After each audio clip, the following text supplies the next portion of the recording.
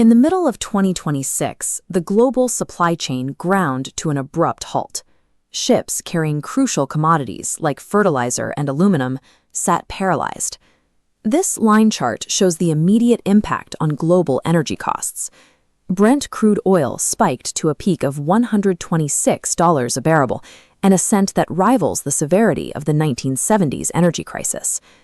The crisis centers on the 21-mile-wide Strait of Hormuz, where 20% of global seaborne energy funnels through. It's now locked down by a dual blockade. Iran cut off commercial passage, while the U.S. barricades Iranian ports, trapping over 2,000 ships.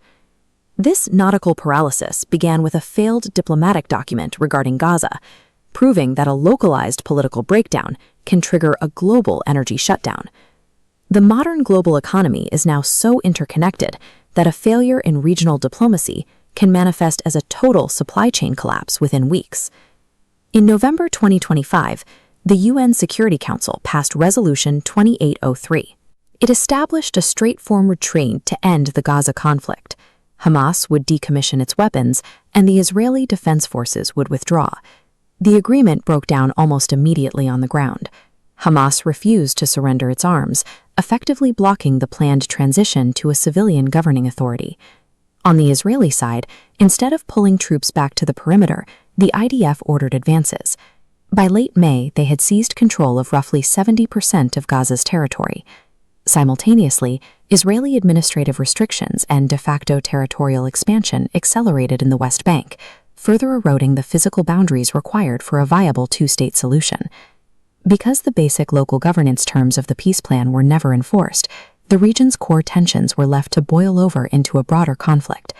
As the Gaza ceasefire disintegrated, the conflict metastasized into a regional air war. Blaming Tehran for fueling the chaos, the U.S. and Israel launched Operation Epic Fury, a preemptive strike on Iranian military and nuclear sites.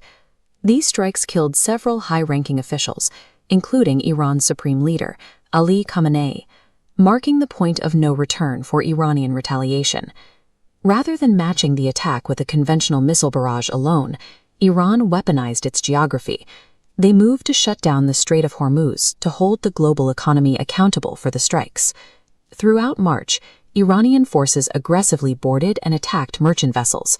Commercial fleets were stranded, and ship insurance multiplied as the waterway became a combat zone.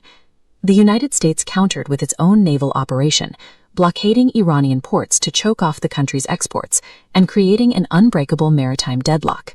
This use of hybrid warfare allowed a nation to bypass a direct military clash with a superpower by holding the entire global economy hostage instead. By June 2026, the economic strain forced all parties to sign the Islamabad Memorandum. It was a desperate solution, a mutual agreement to lift the blockades in the strait and establish a ceasefire in Lebanon. The U.S. administration brokered the deal, pushing for a rapid de-escalation to prevent a total supply chain collapse and stabilize energy markets. The memorandum had a fatal structural flaw. Within days of its signing, Israeli forces continued their military operations and strikes in southern Lebanon. Citing these actions as a violation of the interconnected ceasefire terms, Iran's President Masoud Pezeshkian formally declared the Strait of Hormuz closed once again. The era of contained regional conflict is over. Securing a global waterway is impossible without first resolving the localized political crises on the surrounding land. Scientists are racing to unlock technologies. Breakthroughs in AI are reshaping our future. The future is arriving faster than expected.